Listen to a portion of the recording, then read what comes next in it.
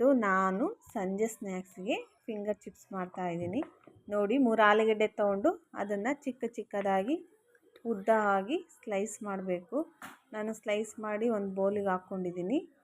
ಅದನ್ನು ಬಿಸಿನೀರಿಟ್ಟು ಸ್ವಲ್ಪ ಹೊತ್ತು ಹಾಫ್ ಬಾಯ್ಲ್ ಮಾಡಬೇಕು.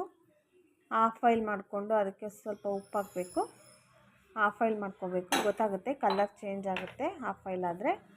ಆವಾಗ ತೆಗೆದುಬಿಟ್ಟು ಅದಕ್ಕೆ ಸಪ್ರೇಟ್ ಮಾಡಬೇಕು. ನೀರನ್ನ ತೆಗೆದು ಒಂದು ಚೆನ್ನಾಗಿರೋ ಕಾಟನ್ ಬಟ್ಟೆ ತಗೊಂಡು ಅದನ್ನು ನೀರೆಲ್ಲ ಒರೆಸ್ಬೇಕು.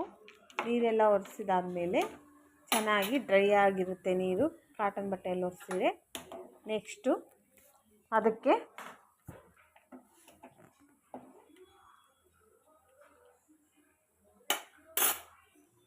ಡ್ರೈ ಆಗಿರುತ್ತೆ ಫುಲ್ಲು ಒರೆಸಿದ ಮೇಲೆ ಅದಕ್ಕೆ 1 ಸ್ಪೂನು ಕಾರ್ನ್ಫ್ಲೋರ್ ಹಾಕ್ಕೋಬೇಕು. ಕಾರ್ನ್ಫ್ಲೋರ್ ಹಾಕ್ಕೊಂಡು ಫುಲ್ಲು ಅದಕ್ಕೆ ಕಲಿಸ್ಬೇಕು. ಕಾರ್ನ್ಫ್ಲೋರ್ನೆಲ್ಲ ಕಲಸಿದ ನಂತರ ಒಂದು ಬಾಂಡಲಿಯಲ್ಲಿ ಎಣ್ಣೆ ಇಟ್ಬಿಟ್ಟು ಒಂದೊಂದಾಗಿ ಎಣ್ಣೆ ಒಳಗೆ ಹಾಕಬೇಕು.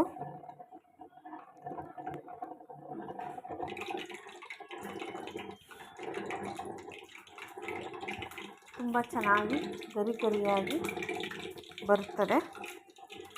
ತಿನ್ನೋಕ್ಕೆ ಸಹ ಚೆನ್ನಾಗಿರುತ್ತೆ. ಇದನ್ನು 2 ಸಲ ಮಾಡ್ಕೋಬೇಕು. ಎಣ್ಣೆಯಲ್ಲಿ 2 ಸಲ ಫ್ರೈ ಮಾಡ್ಕೋಬೇಕು. ತುಂಬ ಚೆನ್ನಾಗಿರುತ್ತೆ. ಸ್ವಲ್ಪ ಖಾರದ ಪುಡಿ ಮೇಲ್ಗಡೆ ಖಾರದ ಪುಡಿ ಹಾಕಿ ಕಲಸಿಟ್ರೆ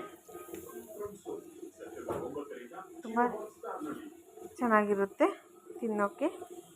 ನಾನು ಸ್ನ್ಯಾಕ್ಸ್ ಮಾಡಿ ನನ್ನ ಮಗನಿಗೆ ಕೊಟ್ಟೆ. ತುಂಬ ಚೆನ್ನಾಗಿದೆ ಅಂತ ಹೇಳ್ತಾ ಇದ್ದ. ಇವತ್ತಿನ ಸ್ನ್ಯಾಕ್ಸ್ ರೆಸಿಪಿ.